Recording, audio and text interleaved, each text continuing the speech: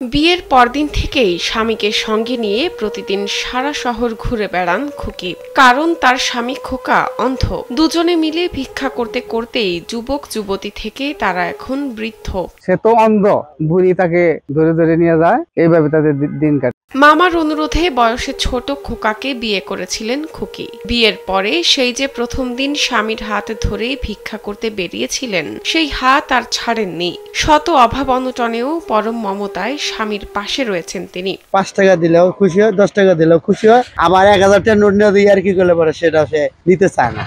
টাকার প্রতি এমনটা লোভ নাই। জন্মের পর ঠিকঠাক চোখে দেখতেন বলে জানান খোকা। 5 থেকে 6 বছর বয়সে অজানা রোগে দৃষ্টিশক্তি হারিয়ে ফেলেন তিনি। তখন থেকেই তার জীবনে নেমে আসে সীমাহীন অন্ধকার। সেই অন্ধকারের মধ্যে আলো হয়ে ধরা দেয় খুকি।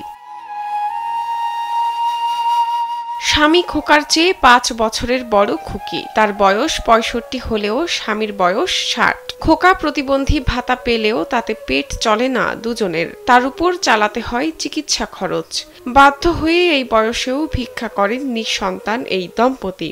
এই যে কারিগরি ডাক্তারও ভাবো যে ওষুধ আছে খাওয়ানো হইতেছে, নাহলে তো নড়াচড়া করাই খাবো না। প্রতিদিন ভিক্ষা করার জন্য খোকা খুকি ঘুরে বেড়ান টাঙ্গাইলের গোপালপুর উপজেলার পথে প্রান্তরে। দুপুরের পর বসে থাকেন এলাকার একটি পেট্রোল পাম্পে।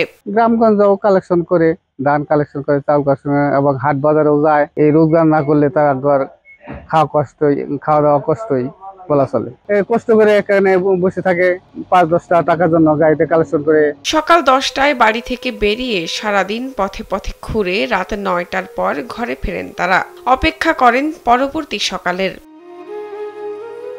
এলাকাবাসীর চাওয়া, অসহায় এই দম্পতির প্রতি যেন সরকার বা কোনো সহৃদয় ব্যক্তি সহায়তার হাত বাড়িয়ে দেয়। এরা দুইজনের মধ্যে ওনার ওয়াইফটা যদি উপলা না করে জায়গা মারা যায়, এই লোকটার খোকা যে ওনার খুব অসুবিধা হবে। আসলে সরকারি কোনো সহযোগিতা অবশ্যই একটু ভালোভাবে থাকতে পারতো। শাহনাজ পারভিন, কালবেলা।